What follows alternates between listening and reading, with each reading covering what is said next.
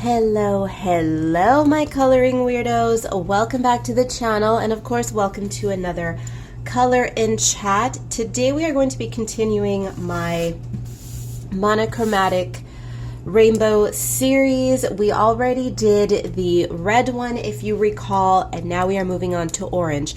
If you are new to my channel, or if you are new to my color in chats, first of all, hi, hello, welcome to the freak show. What I am doing with my color in chats is something that I've never done before. I've never treated my color in chats as a series per se. I mean, they are a loose series, of course, but I'm actually theming this series. So what I am doing is I'm going through just the basic color spectrum: red, orange, yellow, green, blue, purple, and I'm going to be creating monochromatic pages for each color.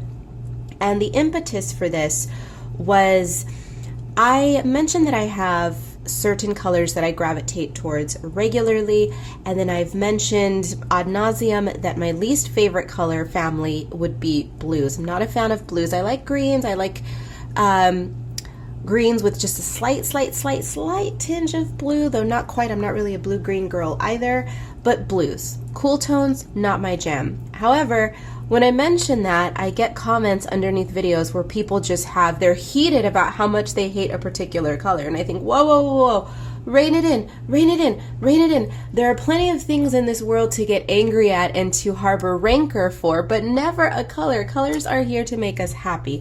So I have started to work on a series of myself forcing myself to focus on one particular color per page, right? Just to kind of hopefully inspire those of you who have these irrational hatred for certain colors to, hey, just give them a shot. Give them a shot, because it's a color. You shouldn't hate any colors. All colors are beautiful. So today we are working on, says the girl who absolutely despises the color blue. However, in saying that, even I, who dislike it, still use it in my work. Not often, but I definitely do. So there you go. Give every color a chance, please.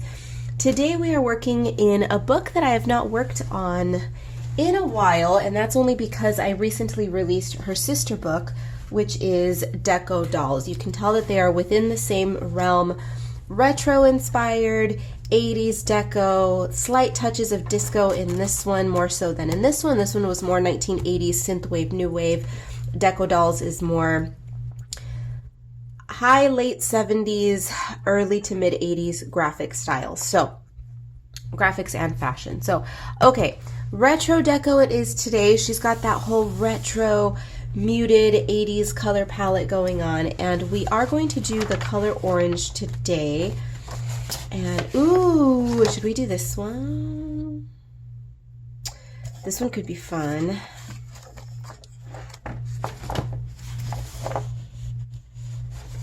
Or this one. I'm kind of torn here.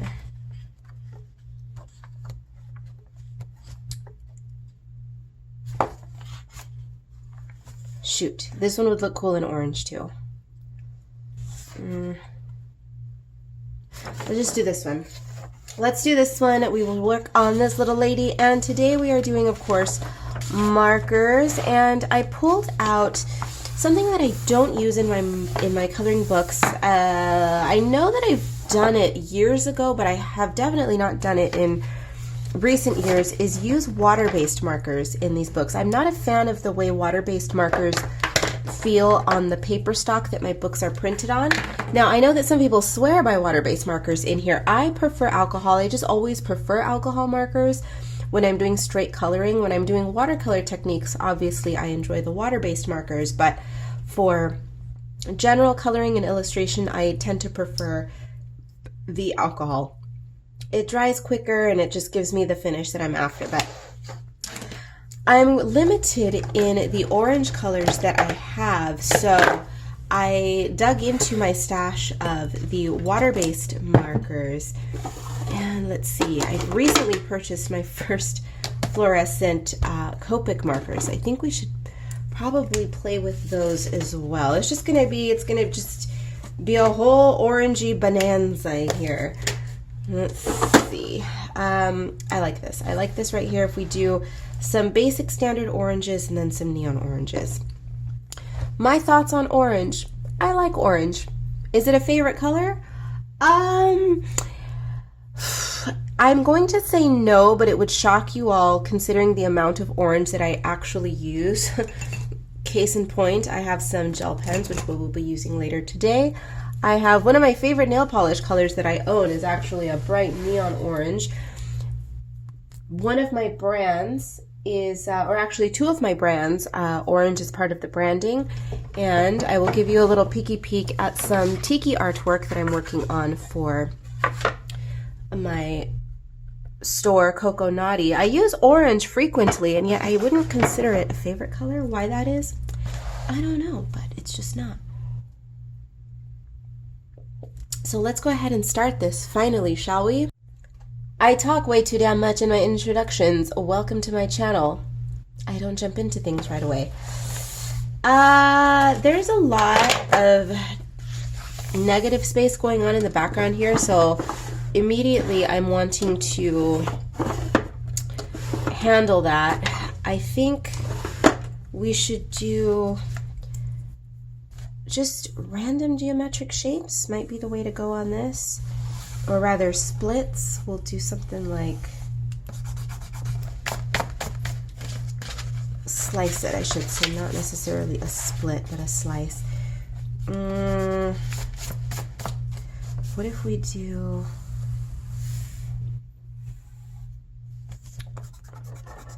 don't know how I feel about that.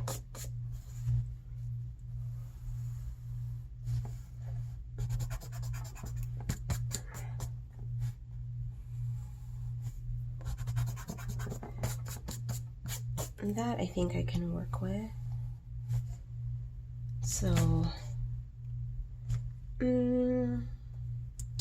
yeah, let's not think too much about it. Let's just go ahead and leave it like that. I'm already spending way too much time talking, not enough coloring. I feel like I'm not giving this little challenge of mine, well, it's not so much a challenge, it's more of just an exercise in monochromatic colors, but I'm not giving it the justice that it deserves, because when I sat down when I was filming the first color and chat, I thought, you know what would be fun? Ooh, if each week, well, because the plan was to release a new one every week, but then I'm thinking, in my brain, releasing a new color every week would be a good idea. However, that's me, and what I like, other people don't like. So I'm doing the opposite of what I would want to do. And I thought, I don't want to exhaust my audience and bore them by releasing a new monochromatic page every week. So what I'm going to do is I'm going to stagger them. And I think every other week I will release a monochrome page, just, you know, for just a little bit of spice to not fall into monotony. And so I thought every time I film one, I'm going to color coordinate my accessories, my jewelry, and my nails. Well, I just filmed the red one a few days ago, and so I still have the same manicure, so it didn't end up working out that way, and that's okay, that's okay. I thought, ooh, I'm gonna show up on camera with orange nails, and if I have orange jewelry, I'll show up with orange jewelry, and we'll do orange and yellow, and it would be cute, right? But unfortunately, it's just not gonna work out. I did try though. I pulled out my one orange ring. Well, it's like yeah, it's orange. It's like a golden orange, so I'm just wearing gold, and you know, we tried and failed today. But that's okay. But you know what? I've just realized that I removed one of my other rings and now I'm naked. So, let's see. We're gonna put, uh-oh. Is she ever gonna color today? There. Yes, I'm going to color. We are going to start with, well, technically this one says red, but it's a red orange. Let's see, we're whittling down my idiot chalky crown markers. Finally, you guys know how much I despise these markers, but we're getting down to the last few remaining. They're shit quality and they simply didn't last anyway, so I'm not one to throw away art supplies, but I'm also not one to give someone art supplies that are this crappy, because there's a difference between something being low budget and just not the highest quality, and there's a difference between that and then something being garbage, and these are garbage, and I wouldn't even want to give these away to a child. So, not to say that children are garbage and they deserve trash, but I would hate to give a child something that would hinder their creativity, because already the adults in their life, chances are, the adults in their life are already doing their best to hinder their creativity, under the guise of them trying to help their kids, but they're stifling their creativity, and you guys know how much that hurts my heart. Color inside the lines. No, no, no, don't color your sky pink, it's actually blue.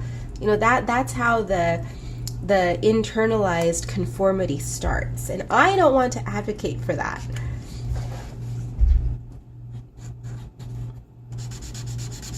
So I don't want to pass along crappy supplies to a child who probably already got yelled at this morning for, well, not yelled at, but you know, who already was gently reprimanded for coloring outside the lines, or for coloring a human's skin aquamarine, right? It's like, child, do what you're gonna do,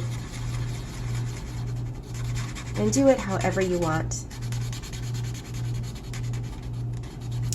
I would be very curious to see how the development of children who are allowed to simply be free and be creatively free, how they develop, as opposed to children who are raised in rigidity. Because I have a feeling that many of them break through and then they end up paving their own way anyway, the way that I did.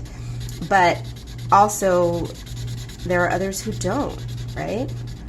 And I'll admit, I'm stunted. I was stunted for many years. I mean, it wasn't emotionally damaging. However, it took me a long time to recapture my creative spirit and my love for doing all of that. I still enjoyed playing, and I enjoyed playing make-believe and all of that, which is bizarre, right? How come we allow, well, not me, but why does society allow children to play make-believe and to watch, you know, cartoons and Disney films and read fairy tales and do all of that sort of stuff, but when it comes to technical application to artwork, why are the rules imposed on that? Why can't the sky be pink? Why can't this person be aquamarine skin, right? What is that? What the hell is that? People are so backward, it makes me sick. The world would be much happier, and people are thinking, it's not that simple. The world wouldn't be a happier place, blah, blah. No, it would. If people just stopped being assholes and just enjoyed being creative, if people weren't so emotionally stunted, if they weren't so stifled, if everybody just stopped being an asshole, yeah, it is that simple. It's that simple, but it's not, right? I know, I understand that. I don't live in woo-woo world. Trust me, I'm as cynical as they come. Not because I want to be, right? I don't want to be cynical, and I don't want to be mistrustful of people, but they've made me this way. As an observer, I've seen what people do, and I want nothing to do with them. I know it has nothing to do with trauma or anything like that. I have led a perfectly normal life. I mean, all things considered. It says this freak, right? I know. But in general, I mean, I wasn't raised in the jungle by monkeys, you know. Although who knows how that would have turned out, because you guys know I love animals. All right, we've got one slice of orange. That's a pretty orange color. Let's see. Let's go ahead and go for a darker orange on this side.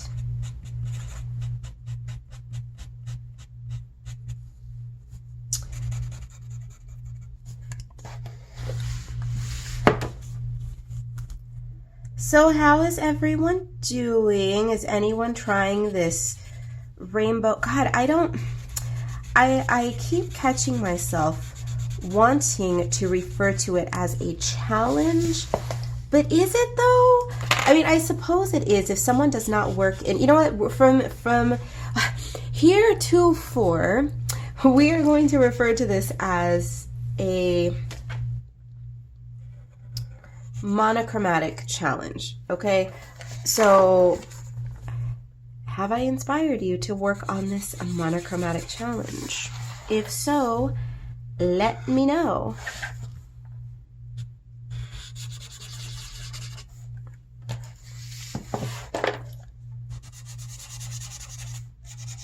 I would like to see it. Part of me wants to create a hashtag for it, but then I also don't, because who really follows hashtags anyway? Well, I mean, but what I mean by that is when people do little coloring challenges, they create a hashtag and only, 3 people use it, and then it dies forever. But I feel like this is a quote-unquote challenge that has the potential to live on beyond itself. I may want to do it again sometime in the future or something like that. So I don't know. I can't think of a snippy, quick hashtag that would work for something like this. So we'll just leave it alone for now, and if I think of something, I think of something. It would have to be something that would link it to me so that I could easily save the hashtag and find it later. I don't know. Karla monochrome challenge, Karla rainbow monochrome. I don't know. Anyways, moving on. I would like to play with my fluorescent Copics. You may or may not know I recently purchased my, well, I've owned three Copics, I think it is. The standard Copics in the square barrel. I've owned maybe 3 of those for many years. And I just had those lying around. But I made my first serious purchase recently where I purchased, how many did I get? 1, 2, 3, 4, 5, 7 of them, which doesn't sound like a lot, but you guys know these Copics, man, they add up. Oh, things are falling. And let's see. Her hair needs to be the most obnoxious thing I've ever seen. So I would like to go with neon orange hair. Yeah, you know what? I kind of want to go with, oh God. Okay, I want to do a lot with the hair. And what I mean by that is I want to go, oh, this is going to be annoying and fabulous. So because I have illustrated this page in such a way that the hair, you can see all of the little segments and lines, I would like to color the segments different. Each segment a different color. It looks almost like stained glass, and I want to give it that effect so that she looks kind of stained glassy in the hair. Something like that. But I don't want to only use the fluorescent colors. I kind of want to go in and play with, let's see, how do these colors play together?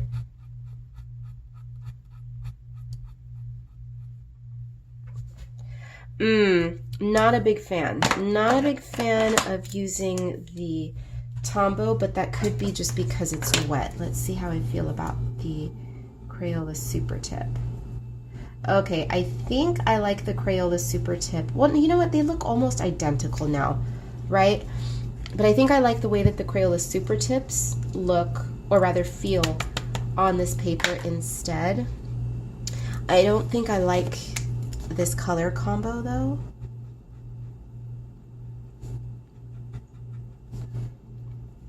So here's what I will do. I'm going to fill in some of the chunks, and this becomes a little bit of a mystery here because the colors on this paper, because it is porous, they tend to dry either slightly brighter or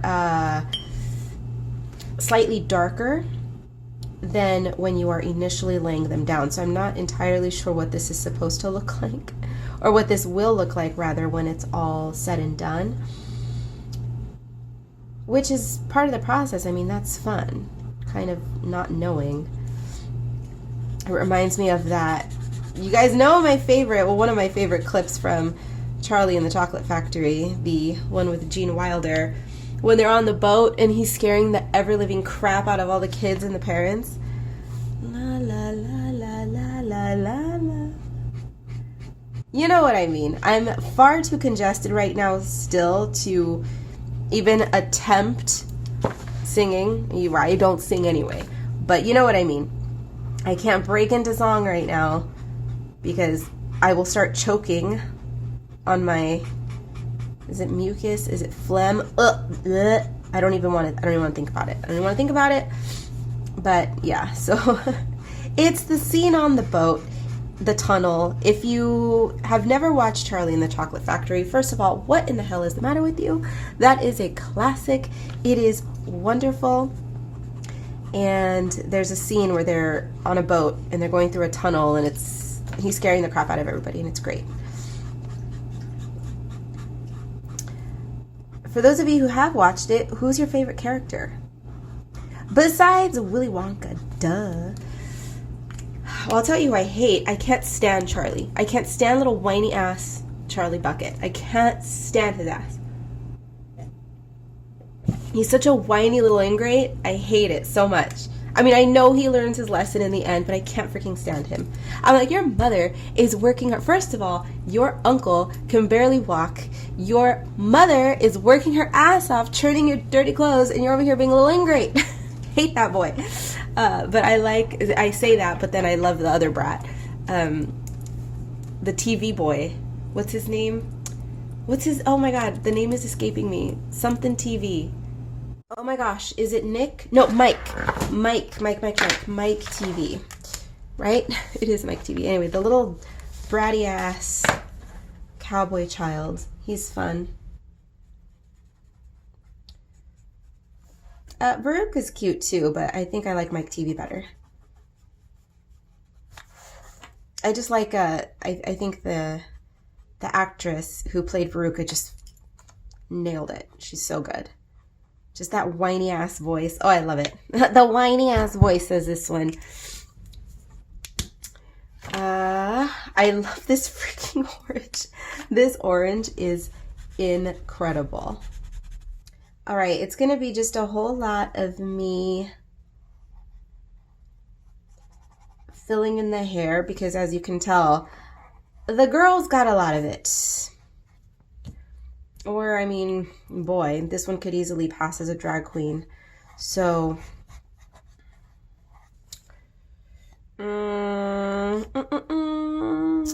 yeah, this could easily be a man in a wig for sure. That would be fun. I hesitate to call her androgynous because she's really not. I mean, it could easily go either way, but she's clearly more feminine, right? But I don't know, huh? Whatever. See, that's the beauty of my books. Make them whatever the hell you want. If you want to make my books an entire book full of drag queens and twinks, by all means, please do. I made it easier for you guys to do that in Rococo A Go-Go. Let's see here. Rococo A Go-Go, darling, where are you? Because I don't enjoy drawing men, and it's not because I can't draw men, because clearly I can. I mean, hell, I created an entire comic book, which we will not talk about today because it depresses me, but I created an entire comic book, and there are plenty of men, and just traditional, standard cis men in that book. But then they just bore me. What's the point of putting standard men in a coloring book? They just look so boring, right? So I create these frilly, flamboyant fellas like these. Oh, this one could pass as a chick. I mean, we know Annie Lennox, right? Annie Lennox of the Eurythmics, Sweet Dreams. Come on now. See? girly boys. This one looks more like a club kid. This one, truthfully, was more inspired by the club kids of the late 70s and mid 80s, early to mid 80s. The bald and the cool makeup. So, yeah, if you want to make this book a book full of drag queens, by all means, go nuts. All right, let's go ahead and grab this color. Yeah, I'm going to complete the hair off camera because this is going to take me a little while, and I don't want to chat your ear off when all I'm doing is simply filling in hair. So I will see you again shortly. We are back. It is the next day, and I've done quite a bit on this since the last time we spoke. I unfortunately made the decision to use one of my Deco markers. I love these. I have nothing against these at all. I love them, except for the fact that when you use them on porous papers and you use a nib that is too small, they do tend to streak. They look streaky. You can see your stroke marks. And it looks better in person than it does on camera, so if it looks very streaky on camera, I apologize for the funkiness, but you're just going to have to live with it because you can't see it in person. So I went ahead and added some line work to the face, just a little bit, because I do want to do the split makeup on this one. I don't know if I want to do white and yellow makeup. White here, yellow here. Let's just go ahead and slap something down on it. I don't even want to use, honestly, well, I was gonna say I don't want to use oranges, but hello, that's the point of this exercise, is to use monochrome color palettes. So now it comes to making some decisions. Let's just go ahead and do the yellow orange. This one, it's technically a yellow orange. It's a very light orange, or an orange leaning yellow, but technically it is fluorescent yellow orange. And in person it does look a little bit more orange leaning than it does on camera too, so I figure some people are probably saying, wait, you cheated, you used yellow on an orange page. No, I didn't. It's very definitely an orange, but it is yellow leaning. I get it, it's a light orange, but it's still orange. It still counts. And I kind of like the idea of leaving this white. Maybe we could get away with something super funky and doing like, ooh, that's actually cute. That's what we're gonna do. Okay, it's not going to be a perfect circle. I do have the tools for it, but why? Why bother? Oh, that's very cute. I like this look. This, okay, we're gonna do this also. Yellow orange, excuse me.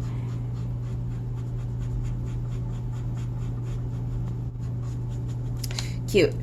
And I think then we will leave the rest of it white. Let's see. Can do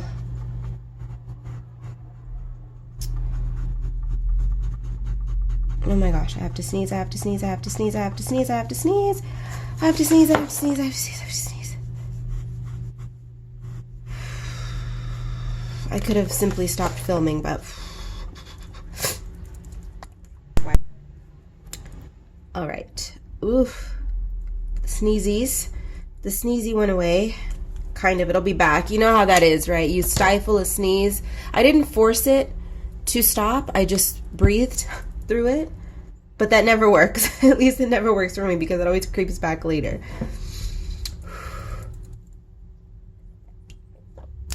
Okay.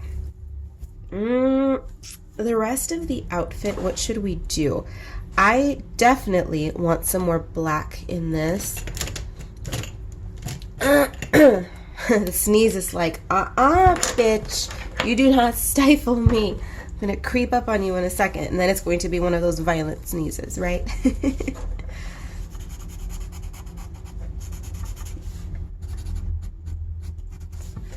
I really like this one so far. Shocker. Is it gonna be one of my favorites? I don't think so. I know, even though I'm sitting here waxing poetic about how much I love this one and how fun it is. But just because I really, really love something doesn't necessarily mean it's going to be one of my favorite coloring pages. I typically do at the end of the year a pages I colored this year type of video, and I think I'm going to. So I need to, the thing is I did a horrific job of keeping track of what I colored in this year. However, I don't believe that I did any coloring off camera, so I think I just need to go back through my coloring chats for 2022 and see what it is that I worked on.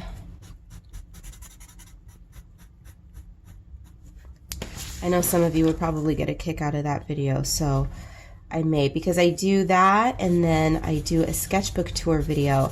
And I think I'm going to cut my sketchbook off probably the 1st or 2nd, I think the 2nd week of December, so that I have a couple of pages for my Patreon patrons that I need to work on for the exclusive coloring pages, the monthly pages that I do for them. And so I want to get those in the sketchbook for December, and I think that is where I will close December. And then we will christen our new sketchbooks, which I have been staring lovingly at for weeks now, because look, I have them sitting right here still in the wrappers, so I need to get cracking on those.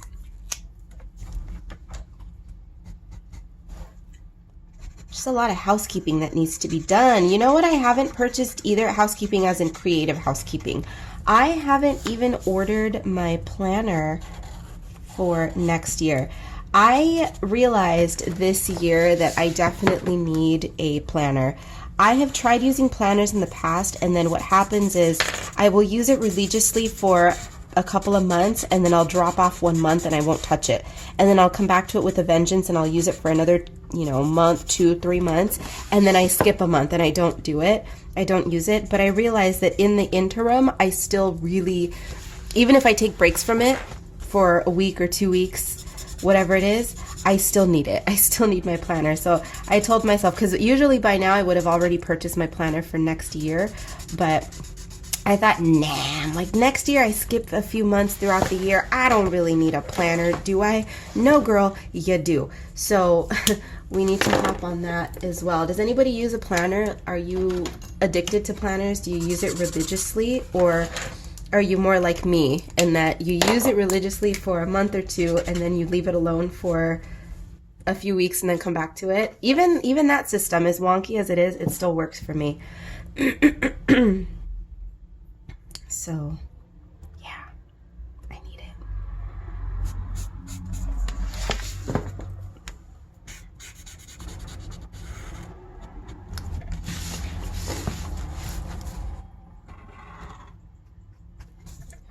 Gosh, how long have I taken off of working on coloring books? A few weeks ago, before I got sick, because even though I was sick for only really about a week, I was really bad for 3-4 days, and then after that I was okay. That still completely threw me off schedule, and I had said something to the effect before I became ill that I had taken 2 months off of working on a coloring book, and I haven't worked on anything since. And I never take more than a month off in between working on coloring books. Now, my coloring books are released every 3 to 4 months, so that doesn't change. But the interim from when I finish a coloring book and release a book to working on the next one is never more than a month. So I have fallen behind schedule on that, because I should have already technically had my first book ready to go, at least all illustrated by now. and I absolutely do not.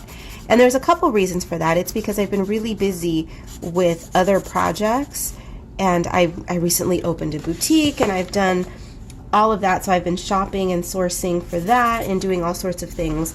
And it's just, I've just been busy is it. And so I haven't been working on the coloring book. However, I had scheduled a whole week to knock out at least 10 pages of it. That didn't happen. So now I'm really behind. And one other reason is that I'm waffling between which book I would like to release first. I think for the first time ever, I'm going to work on 2 coloring books concurrently. Now, I have, full disclaimer, I have done that in the past, but I had done that with coloring books for my personal brand, which are all of my figures and my spooklets and my spooky things. And the other coloring book that I had been working on simultaneously was for Cat Eyes and Cacti, which is architecture. So it was 2 entirely different styles. So I feel that was easier because one of them ended up being more of a palette cleanser. So I would work on some houses and not even look at a figure for a few days, and then I would come back to the other one and sketch my spooklets and do all of that. So it was different. It was easy to bounce between the 2. And this time it's going to be 2 coloring books for this brand. So it's going to be a little bit more difficult for me to jump between the 2 worlds because there are no 2 worlds to jump between. I'm literally working on 2 worlds, or the same world, but splitting it. Did that make any sense at all? So, yeah, but I have 1, 2, 3. I have at least 3 books, 3 themes that I would like to release in 2023.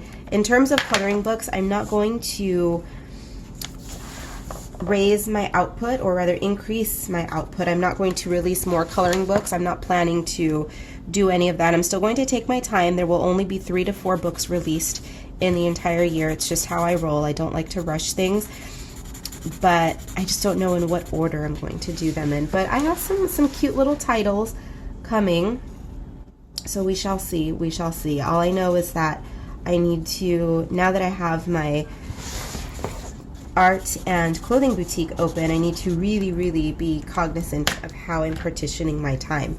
Because just as I started getting good at partitioning my time earlier this year, I decided to up and leave my day job. So then it's like, okay, well, you left your day job, now you opened a new boutique, so now you have to partition your time all over again. You have to figure out a new way to partition your time all over again. It's just a big girl. It's tough. It really is, but your girl is scrappy and she can figure it out and she gets shit done. You know that. I wouldn't dream of skipping a year of not releasing any books. Are you crazy? Someone had asked me in the past. I don't remember if they asked me on Instagram or on YouTube, so I don't know if this person is no longer on my channel or not. People are in and out of here all the time. But someone had asked me, or they left me a comment, and they said, do you ever plan on not making coloring books? And I'm like, oh, what does that even mean? No, absolutely not. I will always make coloring books because it's something that I enjoy doing a lot. And people actually enjoy it. I mean, I wouldn't go through all of this effort if people did not enjoy it, because I sketch in my sketchbook and I get nothing out of sketching in my sketchbook, right? And what I mean by I get nothing out of it is that I enjoy it and it's gratifying for me, but it doesn't support me. I don't sell my sketchbooks. I don't rip pages out and sell them. It doesn't financially support me.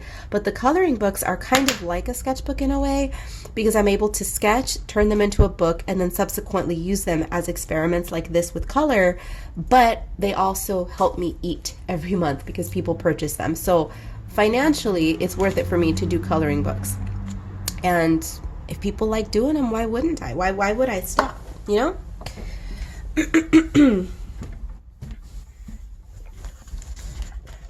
Would Starbucks ever stop Starbucksing? Come on now. No. Starbucks is the same monster. They create the same things over and over, and every once in a while they create something new, right? But it's overall the same thing. I create the same thing over and over, art. And every once in a while, I hit you guys with a little bit of spice. Those are my coloring books.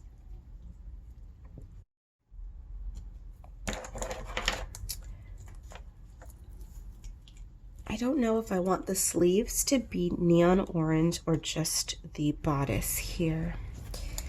Let's go with the bodice. These sleeves, you know, I'm envisioning this outfit in person, and I'm seeing it's either going to be black Lyrex and specifically Lyrex because I want that sheen to it. So it's black Lyrex and taffeta sleeves, gold taffeta. Ooh, gold taffeta. Gold sleeves would look rad. I can't do that on this page because of the gold in the background. It'll be a little bit too weird. And your girl has been crying about having run out of my favorite gold glitter pen, and I've yet to order it. I will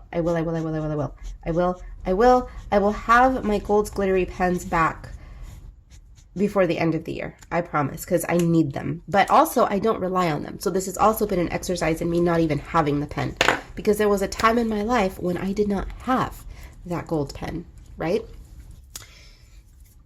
Excuse the throat to clearies, my goodness. Sorry. I know it's very annoying.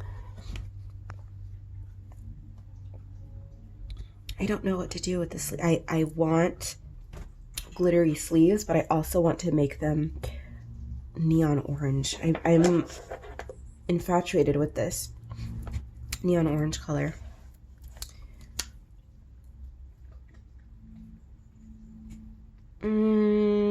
Shit.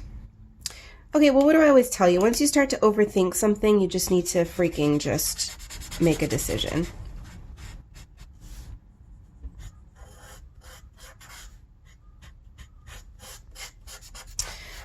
Oh, come on. Do I need to rejuice this already? I purchased several markers from Blick, and I don't know what's going on. I don't know if they were sitting on the shelf for a long time. I don't know if it was a bad batch. I have no clue. But I was super disappointed in the quality of the marker. And it's not a... Well, it is and it isn't a Copic thing. Because here's the thing. I have purchased a million Copic, or rather Prismacolors in the past. I have had Prismacolor markers that have been sitting in a box, stored for damn near a decade, if not over a decade. The quality's excellent still. Excellent.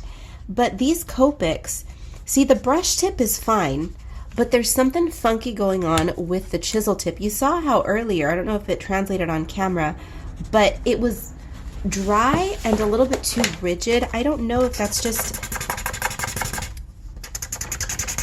I don't know what that is. I'm going to rejuice this. For markers being as expensive as they are, it's just a bummer. And I had people telling me when I was complaining about it in a recent video when it occurred, people were saying, you know, I had the same problem happen when I purchased markers from X retailer, and they named a few different retailers. So I don't think it's a retailer thing. I think it's a Copic problem, because you see this part of the marker doesn't do it. It's just the tip in particular. So I don't know what the hell's going on with that. It almost feels as though the pigment is drying in the felts and it's causing it to be very rough. So I just sprayed directly the chisel, and we'll let it sit there and see what happens, because it could be that. It could be that the pigment in certain markers is... the composition, the molecular structure of it is such that when it dries, it's going to clog the felt. So it maybe just needs to be loosened up a little bit. I don't know. We'll see. I didn't mean to get all scientific on your asses here, but that could very well be what's happening. But now, because that happened, happy accidents, we love those, we're going to go ahead and do this sleeve in a different color.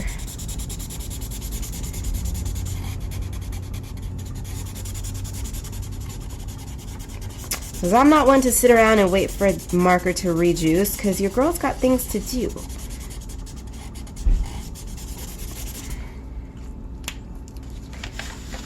And, ooh, the jewels. Ooh, you know what? Should we just start playing with other pens now? And then we'll figure out what to do with the blank spots, because I have a small arsenal here of orange pens that I would like to use. Are we gonna crack open I haven't used these in ages. I have a brand new one right here. Do they even make them anymore? I don't know. But I liked these for quite a while, and I would use them often.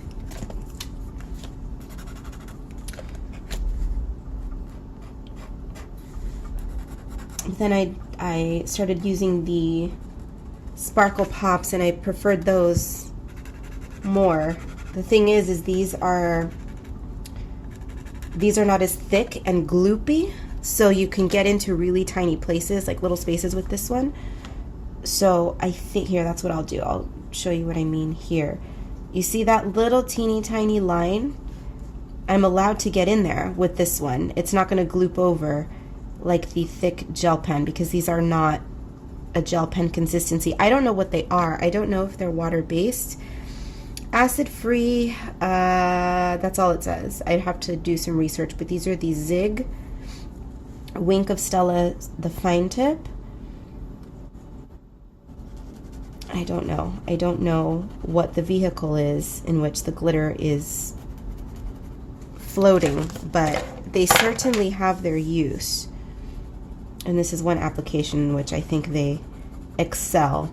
They do feel a bit dry, though. They do have the tendency to dry up. That's what makes me believe that they may very well be a water base, which is unfortunate. But c'est la vie. And they're super sparkly. See that? Well, I don't know if you can, but they are. And for the jewel, I think we're gonna go with, I love this pen. This is the orange Sparkle Pop. The gold one is my favorite, you know that. But this orange is so yummy. Let me take a look at it. It's orange ink with gold glitter, and it is yum.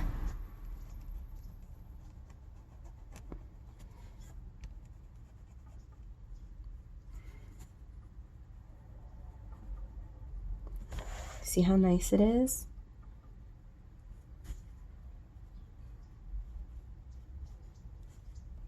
These damn Sparkle Pops, so they are super messy. The glitter is so fine, and if you just swipe over, it's gonna leave glitter everywhere. Yeah, of course, you could seal it with a fixative, or, I mean, if you're in a pinch, just use a hairspray. That would work just as well.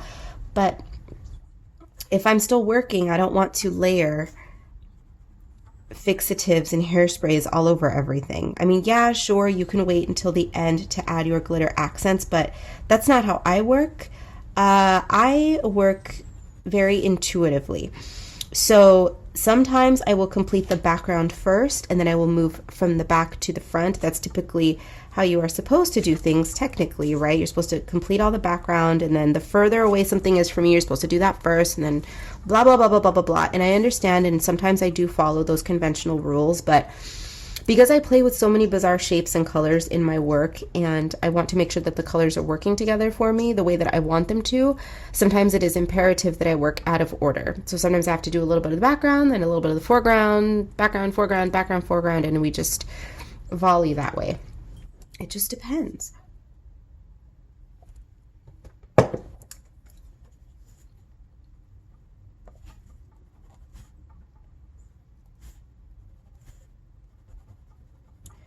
So I am going to take a break now. I just wanted to make sure that I checked in with you before I went super ham on this, because it had been a little while since I had shown you what I was up to. I mean, an entire day has passed. So, you know, I just wanted to check in. So what I'm going to do is next, after I finish the jewelry, we are going to start playing with the gel pen, the orange gel pen, and I am going to, I think, yeah, I'm going to go through the entire head of hair and do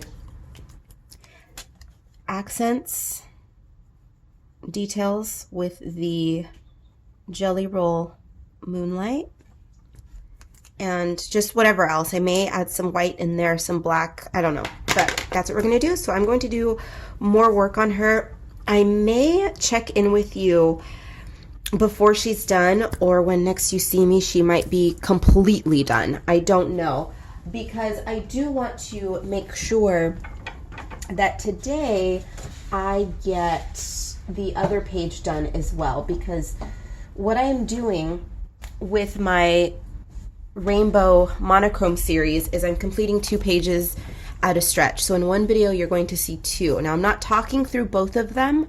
I'm going to do the second one as a bit of a speed round, so to speak, but it's either going to be in the Spooklets sketchbook or in the Macarons sketchbook. So it'll be one of my standard books and then one of my sketchbook style books. So we're going to do a twofer with every monochrome page. All right, so I will check in with you later. She may be done, she may be not, but we'll find out in a second.